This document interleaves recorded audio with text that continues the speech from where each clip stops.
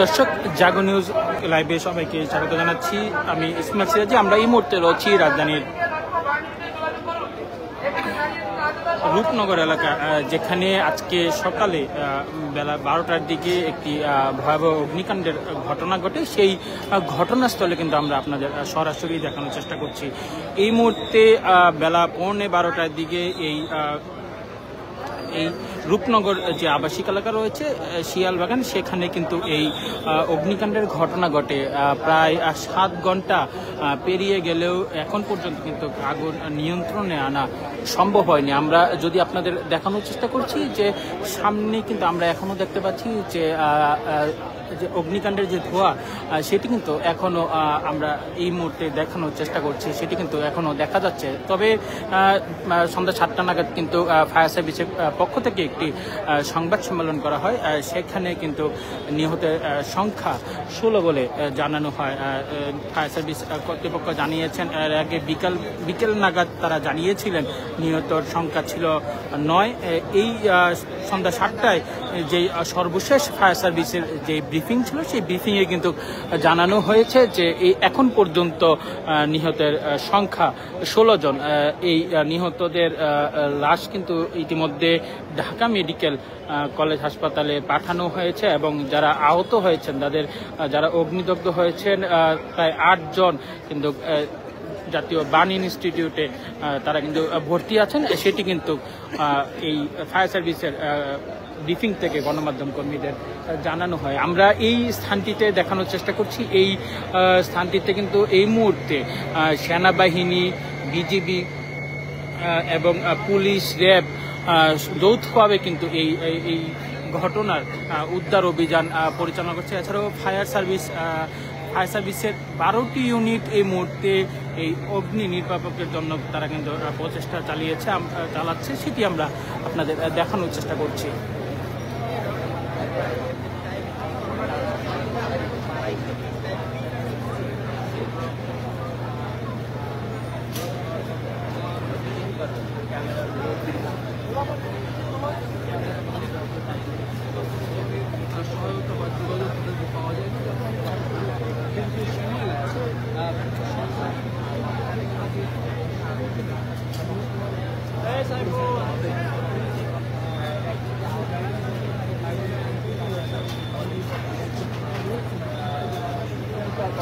এই সড়ক দিয়েই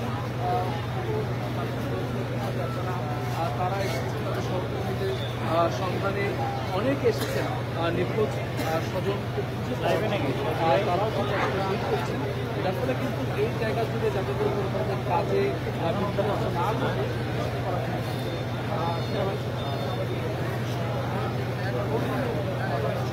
দর্শক, আমরা যদি দেখানোর চেষ্টা করছি যে এখনও কিন্তু উদ্ধার অভিযান চলছে। এছাড়াও আমরা যদি দেখানোর চেষ্টা করি, এই স্থানটিতে কিন্তু যাদের স্বজন নিখোঁজ রয়েছে তারা কিন্তু এই স্থানটিতে ভিড় করছেন। আমরা দেখতে পাচ্ছি যে এই জায়গায় আইনশৃঙ্খলা নিয়ন্ত্রণের জন্য কিন্তু আমরা বিজেপি দেখতে পাচ্ছি। বিজেপি, সেনাবাহিনী, র্যাব, পুলিশ তারা যৌথভাবে কিন্তু এই ঘটনাস্থলটি তারা আইনশৃঙ্খলা রক্ষার জন্য কাজ করছেন। আমরা এখানে দেখছি যে যারা নিখোঁজ তাদের স্বজনরা কিন্তু এই স্থানটিতে আসছেন এবং তাদের নিখোঁজ যে স্বজন রয়েছে তাদের খোঁজার কিন্তু চেষ্টা করছেন। তবে এখান থেকে জানানো হয়েছে এখানে কোনো স্বজনদের আসার প্রয়োজন নেই, সবাইকে ঢাকা মেডিকেলে যাওয়ার পরামর্শ দেওয়া হয়েছে। এখান থেকে বলা হচ্ছে যে যাদের উদ্ধার করা হয়েছে এবং যাদের লাশ উদ্ধার করা হয়েছে তাদেরকে কিন্তু ঢাকা মেডিকেলে পাঠানো হয়েছে। অতএব তারা যেন এই ঘটনাস্থলে ভিড় না করে তারা ঢাকা মেডিকেলে যোগাযোগ করে এবং সেখান থেকে তাদের স্বজনকে খোঁজার চেষ্টা করে, সেটি কিন্তু জানানোর চেষ্টা করে। এছাড়াও আমি যদি বলতে চাই যে এই ঘটনার পরপর থেকে কিন্তু একটি উৎসুক মানুষের যে ভিড়, সেটি কিন্তু রাত যত গভীর হচ্ছে তত কিন্তু ভিড় বাড়ছেই। বিকেলে নাগাদ এই ভিড় কিছুটা কম থাকলেও আমরা দেখছি যে রাত বাড়ার সঙ্গে সঙ্গে নিখোঁজদের ভিড় যেমন বাড়ছে, উৎসুক জনতার ভিড় কিন্তু সেটি বাড়ছে। এই উৎসুক জনতার যে ভিড় রয়েছে সেই ভিড় নিয়ন্ত্রণে কিন্তু হিমশিম খেতে হচ্ছে এখানকার আইনশৃঙ্খলা বাহিনীকে।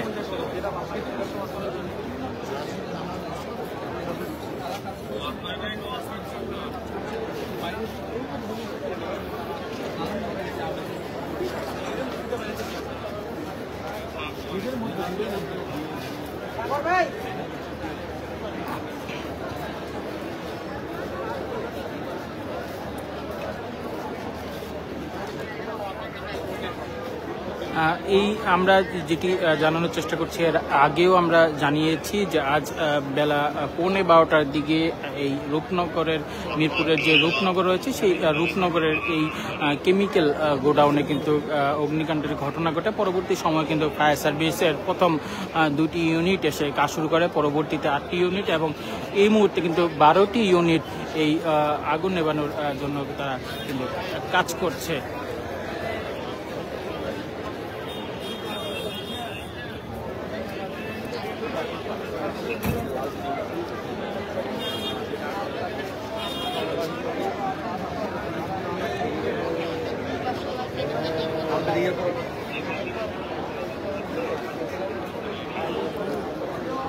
আমরা এখনো দেখতে পাচ্ছি যে এই ভবনটি থেকে কিন্তু কেমিক্যালের যে গোডাউন রয়েছে সেই ভবন থেকে কিন্তু এখনো ধোঁয়া বেরোচ্ছে, সেটি কিন্তু আমরা আপনাদের দেখানোর চেষ্টা করছি।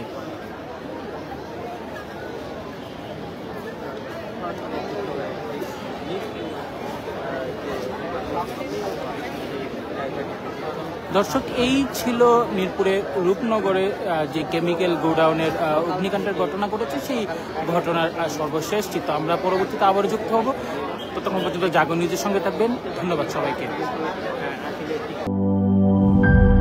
জীবনের সাথে চলে hi-fi, all time healthy life।